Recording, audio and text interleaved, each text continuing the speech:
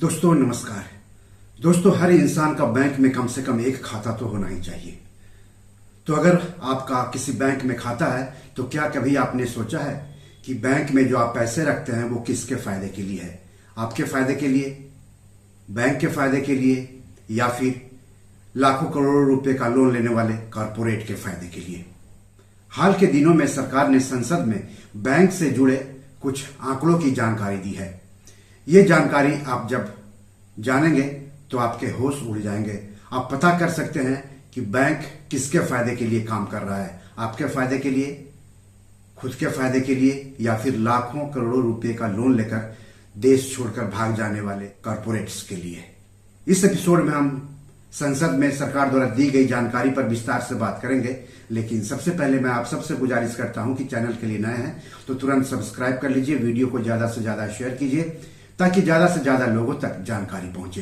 हो सकता है आपके एक शेयर से आपके किसी अपनों का ही फायदा हो जाए। तो चलिए आगे बढ़ते हैं। सबसे पहले खाता धारकों द्वारा अपने खाते में मिनिमम बैलेंस नहीं रखने पर या कम रखने पर सरकारी बैंकों ने उनसे कितना जुर्माना वसूला उसकी बात करते हैं।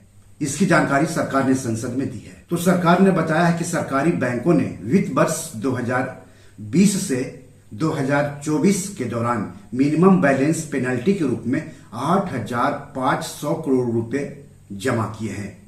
इस दौरान 11 सरकारी बैंकों में से 6 ने minimum quarterly average balance maintain नहीं होने पर वसूली की, जबकि 4 बैंकों ने मिनिमम एवरेज मंथली बैलेंस नहीं होने पर ग्राहकों पर जुर्माना लगाया। आपको बता दूं कि ग्राहकों के लिए मिनिमम बैलेंस की लिमिट शहरों के लिए अलग है और गांव के लिए अलग है। यानी जब आप बैंक में पैसा रखते हैं या खाता खुलवाते हैं तो आपको मिनिमम बैलेंस रखना ही होना चाहिए। खाता एकदम से खाली नहीं होना चाहिए। तो हर बैंक के मिनिमम बैलेंस के नियम अलग अलग हैं। शहरों के लिए अलग है, गांव के लिए अलग है, कस्बों के लिए अलग है।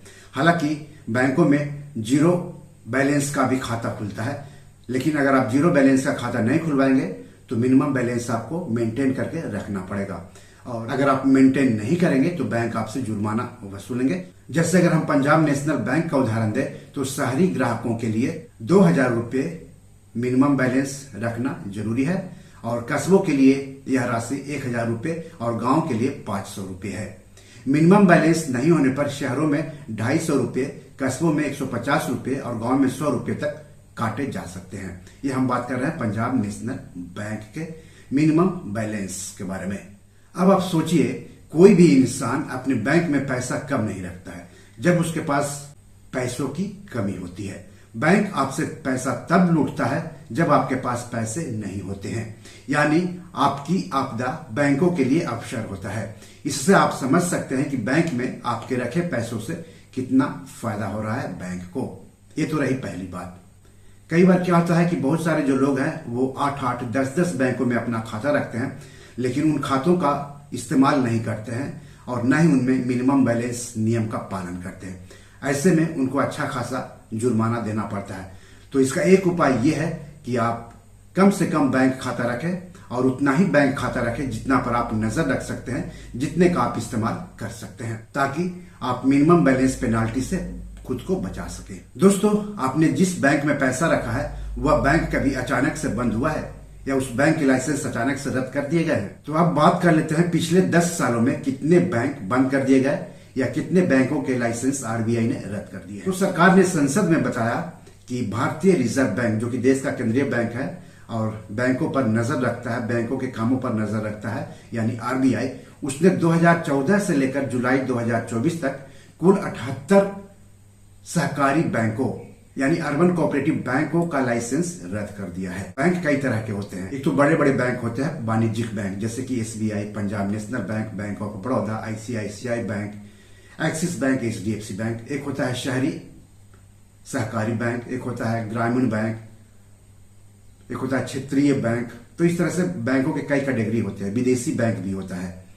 तो आरबीआई ने मोदी राज में 78 शहरी सहकारी बैंकों के लाइसेंस रद्द कर दिए हैं। उनमें से ज्यादा बैंक महाराष्ट्र के हैं।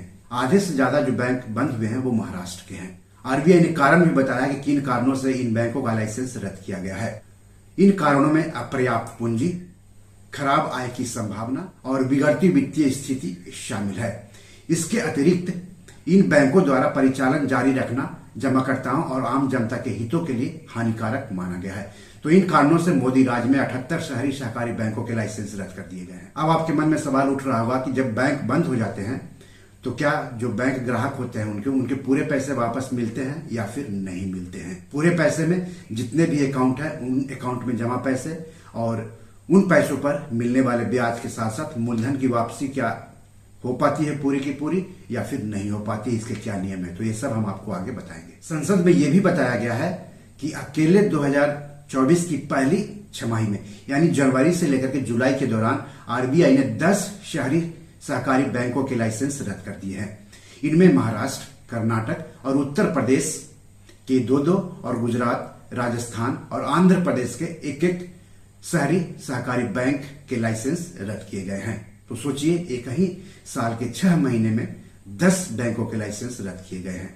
सोचिए उन पर क्या बीतती होगी जिनके खाते इन बैंकों में होंगे। वो लोग पछता रहे होंगे कि आखिर क्या सोच करके उन लोगों ने इन बैंकों में अपने खाते खुलवाए थे। बैंक को बंद किए जाने को लेकर कई सवाल उठते हैं। जैसे पहला सवाल उठता है कि जो बैंक बंद किए गए इसमें आम पब्लिक का क्या दोष है। पब्लिक तो पाई पाई जमा करके सोचकर बैंकों में पैसा रखती है कि बैंक में उनका पैसा सही सलामत रहेगा और जब जरूरत होगी वो अपने पूरे पैसे निकाल सकेंगे।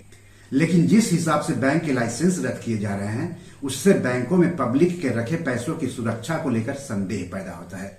नियम के मुताबिक बैंक के बंद होने या डूबने की स्थिति में बैंक के खाताधारकों को उनके केवल 5 लाख रुपए तक ही वापस मिलने की उम्मीद रहती है। भले ही खाताधारकों का उस बैंक में कई खाता हो और उन खातों में चाहे कितना भी पैसा क्यों न जमा हो, मिलेंगे तो केवल 5 लाख रुपए तक ही और इसमें भी ब्याज और मूलधन सब शामिल है। अब सोचिए आपका अगर किसी बैंक में 10 लाख रुपया जमा है और बैंक में गड़बड़ी या किसी और वजह से आरबीआई बैंक को बंद कर देते हैं तो आपको सिर्फ 5 लाख रुपए ही वापस मिलने की उम्मीद रहेगी, बाकी के 5 लाख रुपए आपको भूलना होगा। सवाल यही उठता है दोस्तों कि आपने बैंक में पैसा रखकर क्या कोई गुनाह किया है, फिर भी आपके पूरे पैसे वापस नहीं करके आपको एक तरह से गुनाहगार ही तो ठहरा दिया जा रहा है। इससे आप अनुमान लगा सकते हैं कि बैंक में पैसा रखना आपके लिए कितना फायदेमंद है या कितना नुकसानदेह है।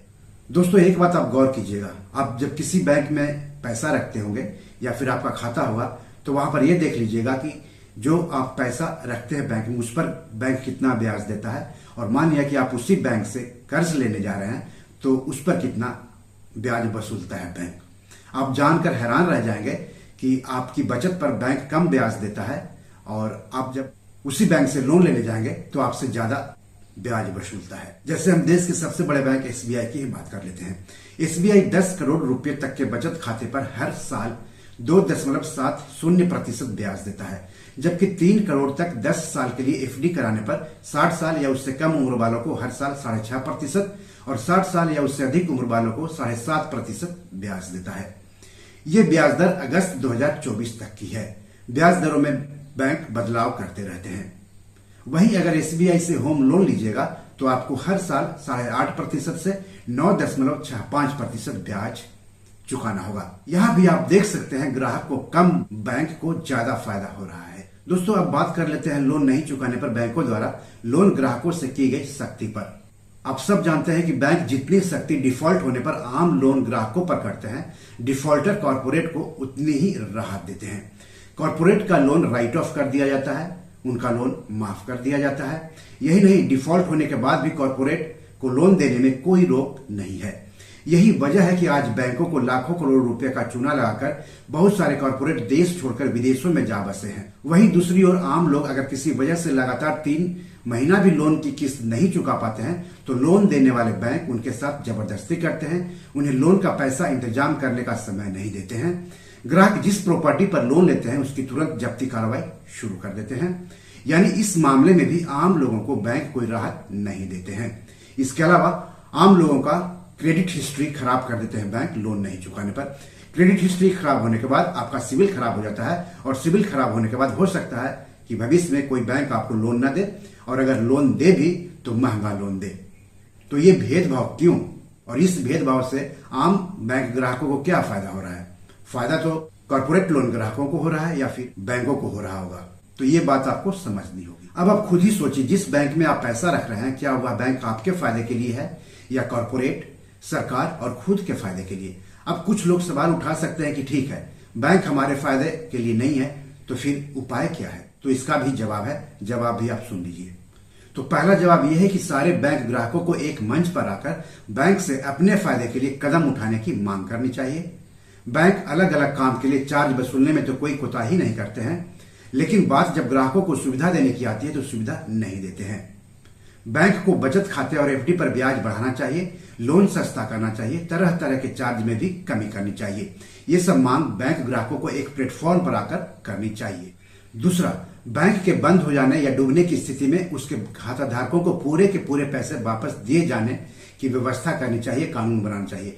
केवल 5 लाख ही वापस देने के मौजूदा प्रावधानों के बदल देना चाहिए। बैंक के खाता धारकों को केंद्र सरकार से इसकी मांग करनी चाहिए। तीसरा, बैंक के बजाय पोस्ट ऑफिस में पैसा रखने पर आपके पूरे पैसे की सुरक्षा की गारंटी सरकार देती है। इसलिए आप बैंक के बजाय पोस्ट ऑफिस में पैसा रख सकते हैं, या फिर बैंक में ही पैसा रखना है तो एक बैंक में 5 लाख रुपया से ज्यादा मत रखें, या फिर ऐसे बैंक में पैसा रखें जिस बैंक के डूबने या उसके लाइसेंस रद्द होने की संभावना कम हो। आरबीआई ऐसे बैंकों की लिस्ट जारी किया करता है समय समय पर, तो उसकी जानकारी ले ले और वहीं पर खाता खुलवाएं तो अच्छा रहेगा। तो इस एपिसोड में इतना ही। एपिसोड कैसा लगा हमें जरूर बताइएगा। इस एपिसोड या पैसे से जुड़े कोई सवाल हो तो जरूर पूछिएगा। आगे किस टॉपिक पर वीडियो चाहते हैं हमें बताएंगे तो अच्छा रहेगा। धन्यवाद, नमस्कार।